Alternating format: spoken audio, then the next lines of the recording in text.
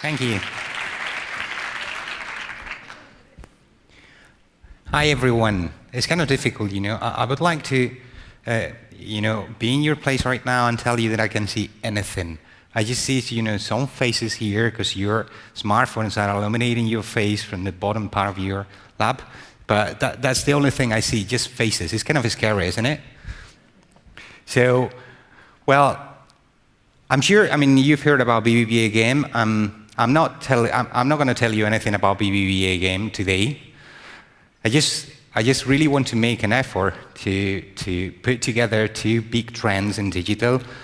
One is gamification and the other one is digital transformation. And what I really want to share here is some knowledges and some lessons learned over the past 3 years, dealing with one of the pioneering gamification initiatives in Spain regarding banking. It was launched back in 2012. It was called BBVA Game, and it was about how to make make it fun, make it enjoyable, and helping people how to use financial services online in a non-assisted way. Basically, the evolution of the whole approach.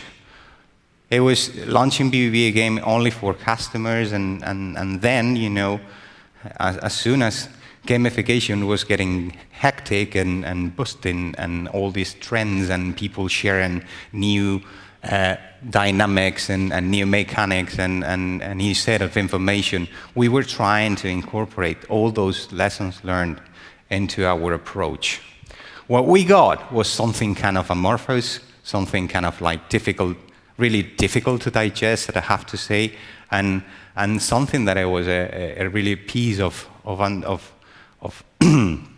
understanding how gamification can be applied into financial contexts. We transformed BBVA Game into something kind of like, for young people, for old people, using it for employees, using it for customers, and at the end, of the stage, and it was by the end of 2014. We transformed BBVA Game into an acquisition strategy for non-customers, for potential customers. Basically, in March 2015, I left BBVA. It was after more than two and a half, nearly two decades of working for the same bank. I left BBVA. I've got no relationship, with BBVA. I hold a lot of friends there. But, the only thing I can tell you about BBVA Game and that approach is that we learned a lot. And of course, just by chance, we got a knowledge of all the things we did, and we got a knowledge by the Gamification Summit, getting one of the awards in 2013. Brian Borg was, we were part of the content of the book written by Brian Borg, and we became case study by different consulting firms like Gartner and Forresters. The only thing I can tell you about that is that there are so many things you have to do when dealing with gamification, and we've got loads of frameworks and loads of possibilities, to learn in this Congress. But I wrote a blog post titled "Gamification Deadly Sins," and basically, I'm going to go so quick through them because you can have it written on my blog. But one of the things we learned about using gamification after 3 years is that you can get really turned on by the use of gamification mechanics and trying to incorporate different possibilities like progress bars and badges and levels and leaderboards. You might get confused and might get stuck in the middle, trying to use gamification and at the same time not knowing how to measure everything. Because basically, what customers are dealing with is, of course, engagement and motivation. But your business is dealing with getting goals. So trying to put both interests within the same path is kind of complicated. And at the same time, we got jealous, I told you, trying to use so many different mechanics. It's kind of funny, because when you're launching something like a startup initiatives, the same kind of people that are launching the first approach, maybe they are not the right people to make it bigger and to grow it. And that was one of the lessons learned for me. It's easier to launch a project and trying different mechanics and using this different kind of like approach on segmenting customers. But the truth is that maybe there's a certain point in which you have to change the team, and some other people with new ideas, new creatives, they have to be the ones dealing with the evolution of the game. We got kind of lazy. It's kind of funny because, here in Spain is one of the countries where you can find more people expert on gamification, and I have to say that.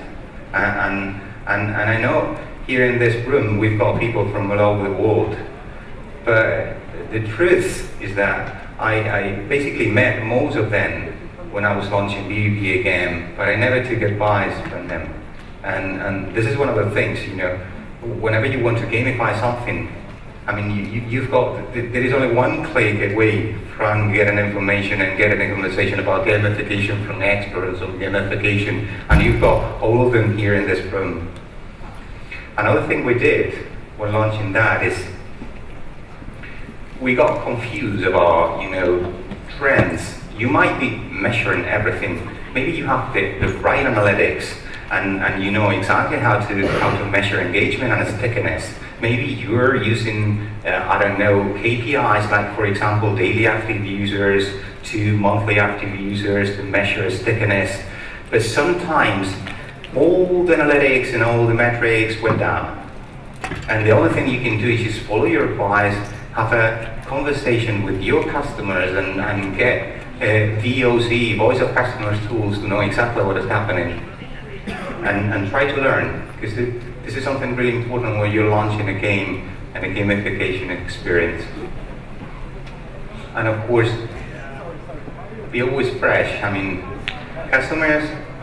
your customers, and something that I learned from the launching of this game is that your customers are willing to tell you exactly how to evolve your initial approach as long as you listen to them. And sometimes people are not willing to tell you anymore because they get bored. But there is no reason to follow, or there is no reason to evolve your approach. But at the same time, if you're listening and you've got the right attitude towards them, they're going to give you so much ideas on how to evolve your own initial approach. And as for segments, what can I say? Less is more.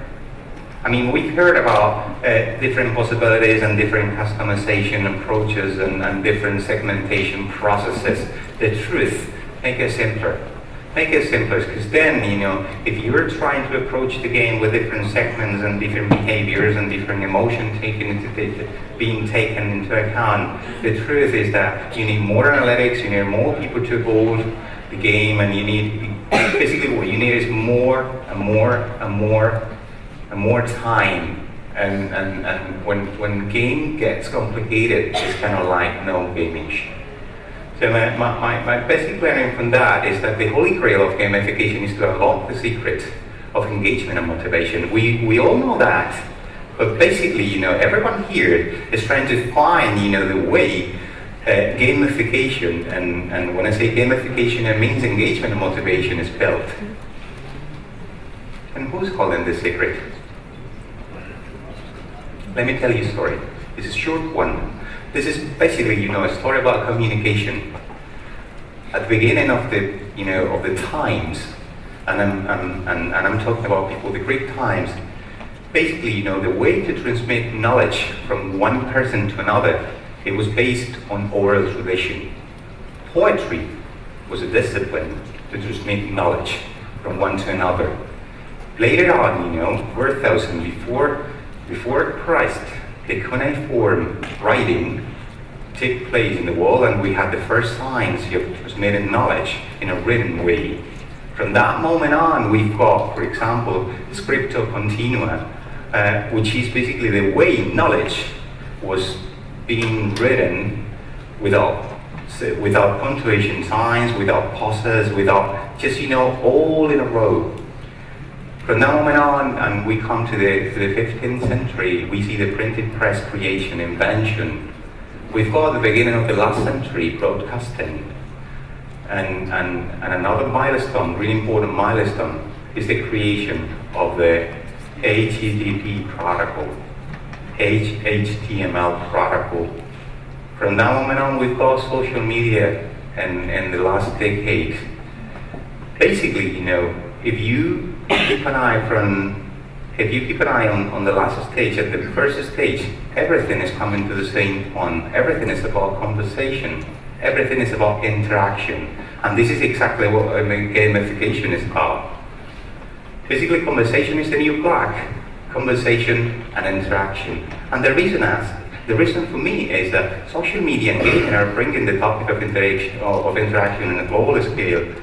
I mean, we were listening to guys coming from Argentina, guys coming from Holland, anywhere in the world.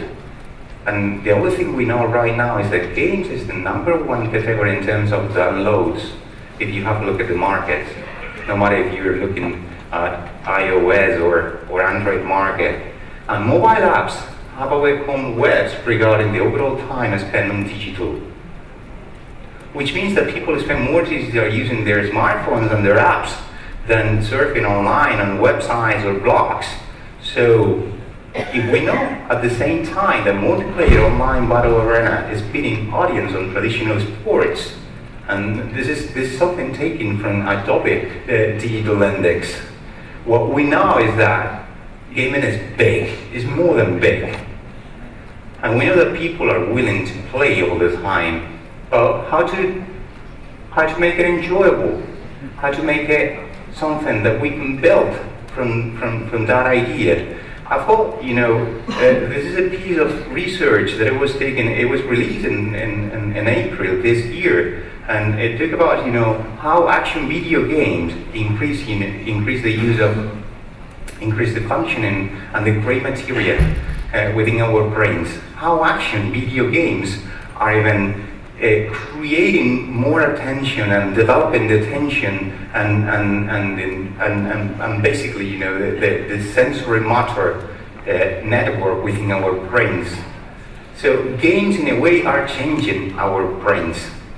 And when I say neuroplasticity, I say that our brains are moving and are transforming the way they face different possibilities when playing games. I'm not saying that our brains are elastic. It's just plastic. So using games, we are changing the way we are. And there is a topic here regarding attention. We care so much about different emotions. And when we talk about digital transformation, take advantage of the digital. I mean, this is an invention, of last year, I think, Affectiva. Affectiva is an SDK that you can use for your app. And basically, it measures your different emotions. I mean, just use it. We're thinking about how to segment, using emotions and how to take into account different emotion when segmenting players. Well, this is something you can do using just your webcam, and it's something that you can install, within your app.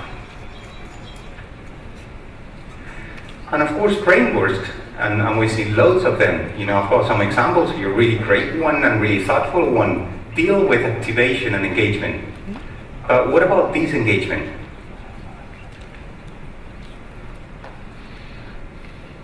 My point here is that I think gamification is something really big. And we have to start, opening our minds and thinking about the possibility of spreading gamification throughout all the digital strategy. And when I mean digital strategy, I mean, why not using gamification when we are thinking about design and the content strategy?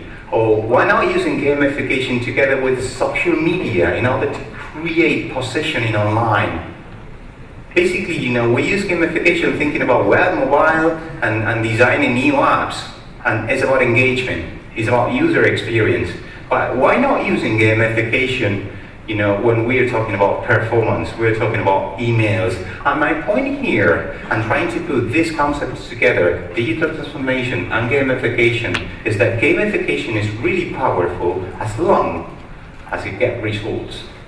Big corporations and companies are paying for getting results. So we have to speak the same language. So if we think about how to put gamification in the right moment and use the right momentum, talking to decision maker at big corporations, we have to think about approaching a broader idea of how gamification can help the digital strategy, and that means using analytics from different part of this approach, and try to get social and content analytics to transform gamification to something that corporation can understand.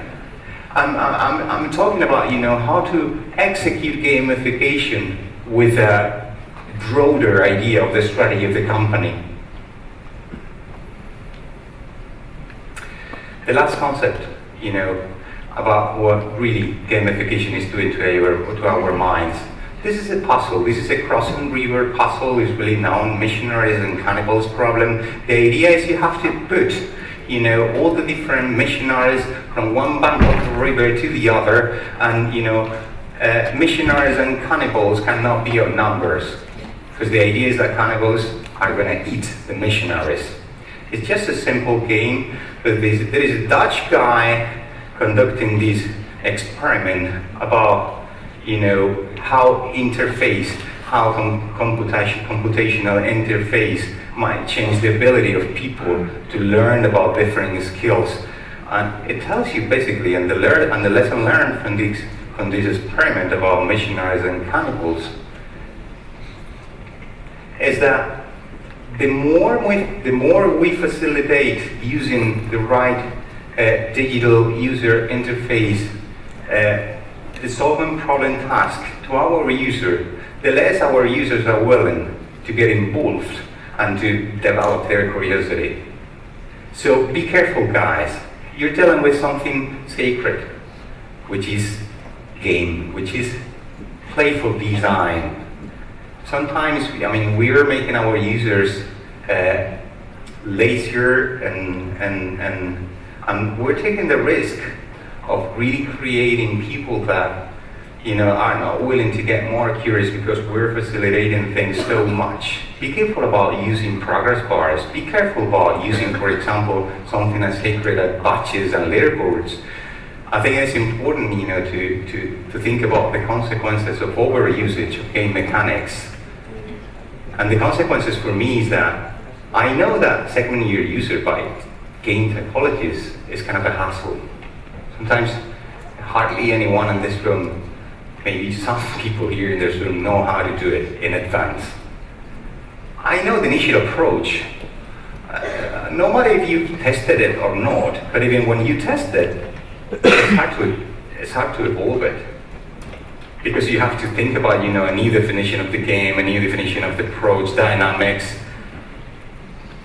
And usually, the initial approach, we try to push it until it gets exhausted. And that might be the reason why 80% of the users disengage after the first weeks is happening. My point here is that maybe we're coming to a point in which the overusage of game mechanics is leading to a point in which we're killing, the goose that laid the golden eggs.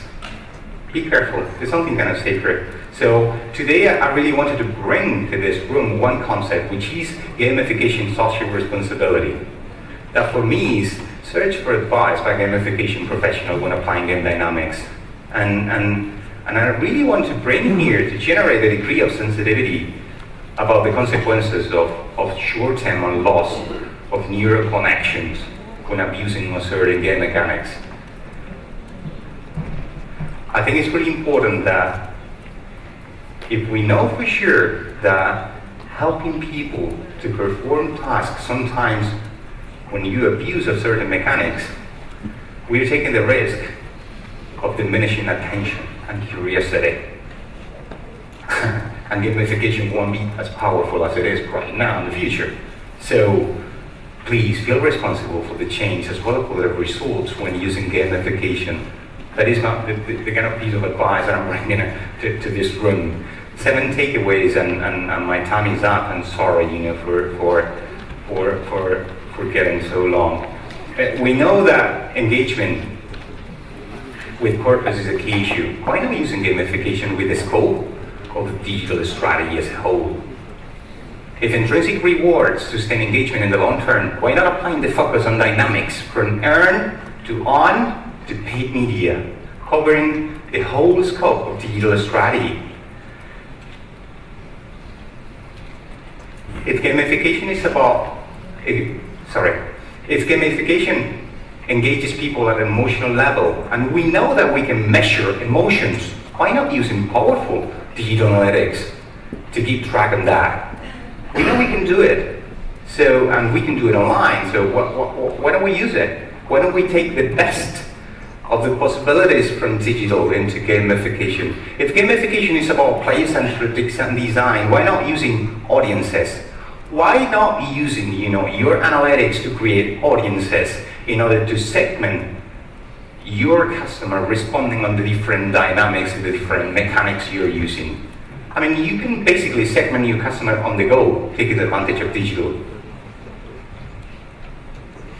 If evolving the initial approach is kind of hard to make it real, it's such a hassle, people are not willing to evolve it, why don't we use testing and personalization? Simple testing tools like Optimizely that you can get it for free might help you to evolve, the different approaches on a digital environment. And if gamification is a sort of a structural change, and we know that, and we know, the importance of games and the possibilities of reshaping our brains due to, studies that are being conducted on neuroplasticity. I mean, in a way, we have to be responsible for what we're doing to the minds of our users. So keep an eye on that.